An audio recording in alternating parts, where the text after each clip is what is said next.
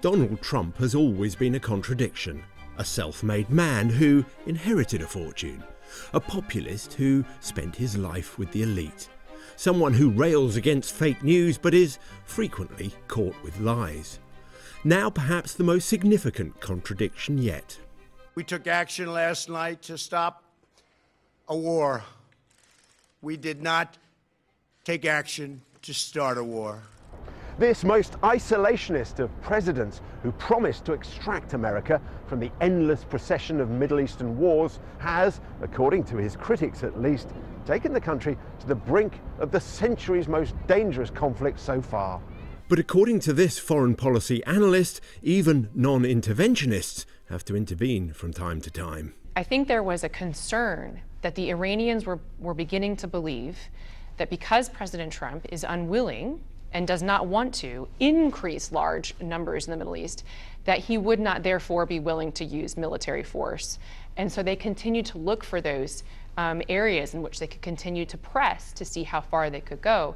And he continued to say, do not threaten Americans, don't harm Americans. And when an American contractor was killed, then he responded showing that he wasn't bluffing. As with many things, Donald Trump has defined his Iran policy as a repudiation of his predecessor. He negotiated a disastrous deal with Iran, and then we watched them ignore its terms even before the ink was dry. That deal was the Joint Comprehensive Plan of Action, otherwise known as the Iran nuclear deal, signed in 2015. It was backed by the UN Permanent Five plus Germany. Iran agreed to curtail its nuclear program in return for an end to sanctions.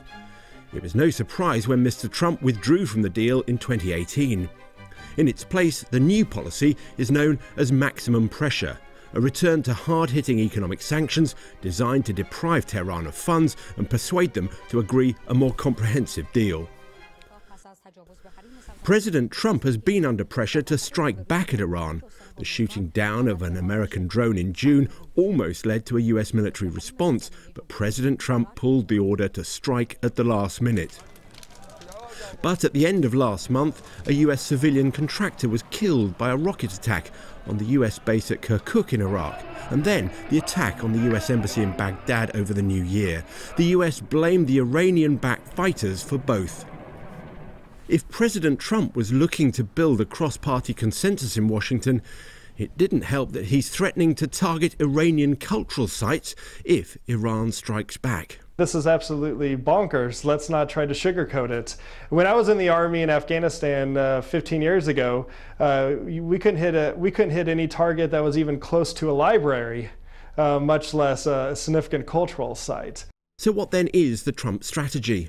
This is a man who doesn't like U.S. troops in Afghanistan. He barely likes U.S. troops in Germany.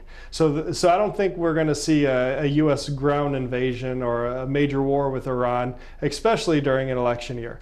But that being said, the U.S. is going to have to develop a new strategy on how to deal with Iran, at least for the duration of this administration.